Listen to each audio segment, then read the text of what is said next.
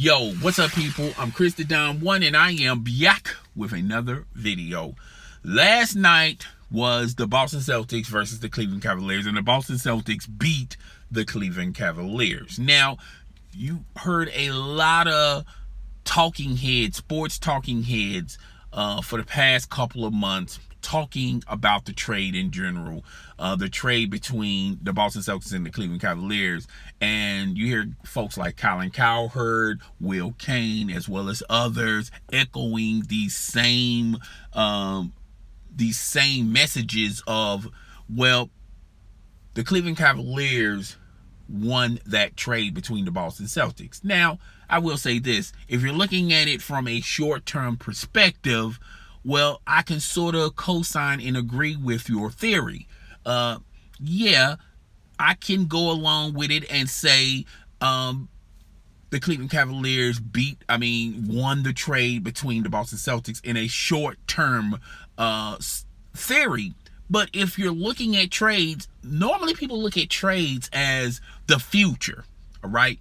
And if you look at the future, the long-term goal of this thing, the Boston Celtics won that trade. They have a floor general, a taller guard than Isaiah Thomas, and a guy who can make better decisions with a great handle and not scared to hit the shot in Kyrie Irving.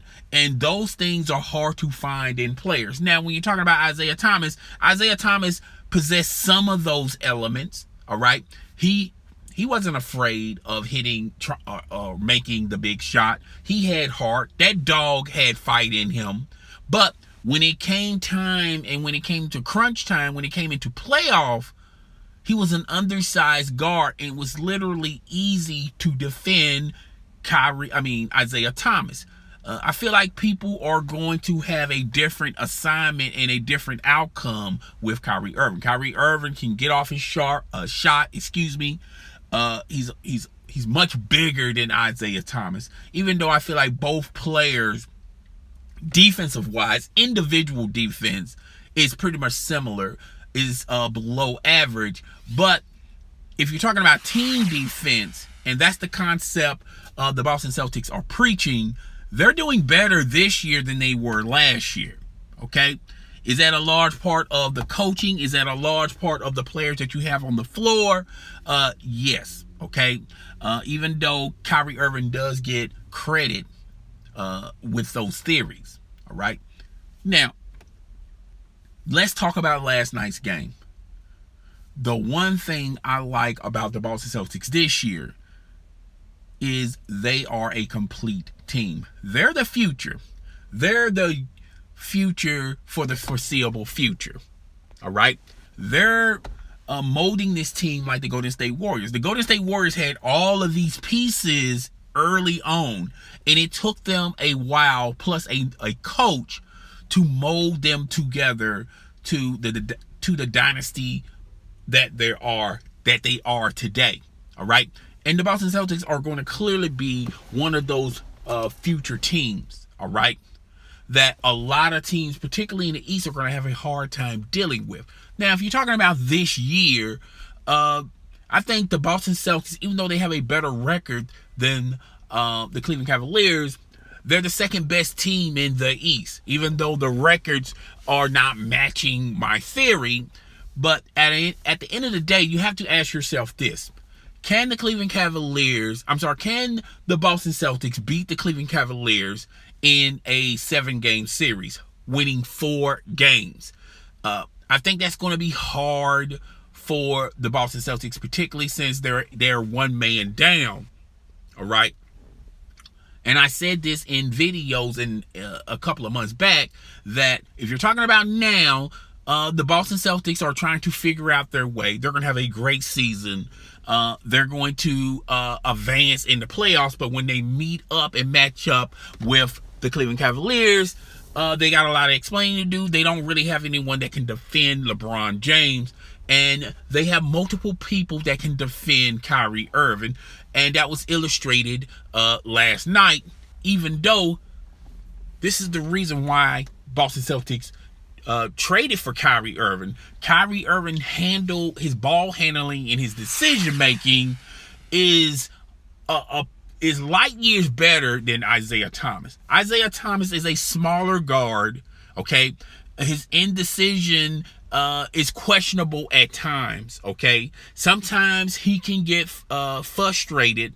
All right, particularly with these defensive schemes, and when you're defending a taller guard such as Kyrie Irving, he can see the floor a lot better than Isaiah Thomas. That's ultimately why the Boston Celtics won. They won as a team. They didn't have to worry about playing hero ball.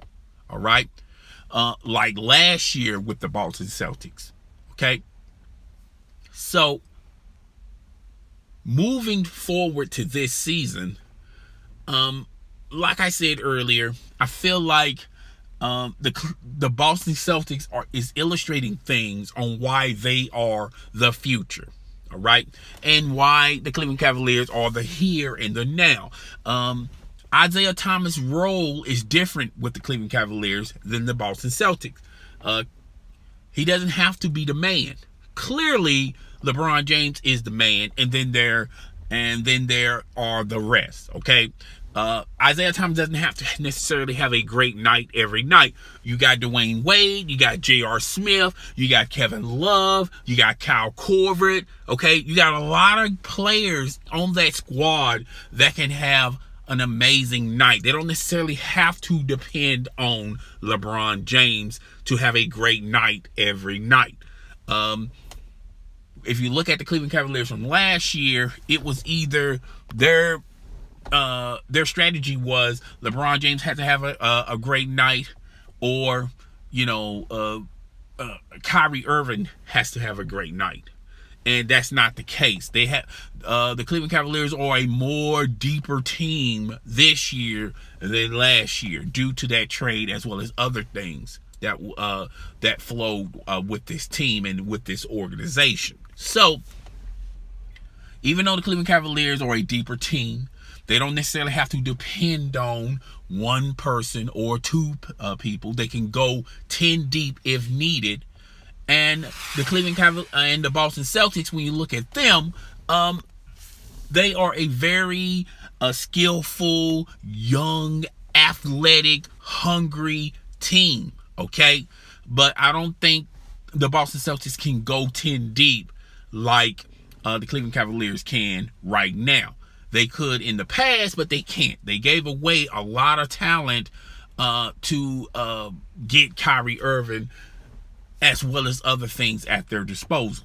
Okay, so the Boston Celtics are the future, long term, and the Cleveland Cavaliers are the here and the now. All right, that's why I stated when that trade went down, the Boston Celtics clearly won that trade, because you have to look at a trade and you have to look at the future of that trade. You just can't just look at 82 games, and that's what a lot of people are being blinded by. But it is what it is. We're gonna wait and see. I already stated that the Boston Celtics are going to make it deep into the playoffs, but when they match up with the Cleveland Cavaliers, they're going to have a lot of explaining to do. Who's going to defend LeBron? And the Cleveland Cavaliers can go 10 deep, or 11 deep, and the Cleveland Cavaliers the Boston Celtics can probably only go 7 or 8 deep, and that's where the problems are going to begin. With the Boston Celtics. It is what it is, guys. Tell me what you think. Rate, comment, subscribe. It's your boy. I'm Tristan Thompson, and I am out.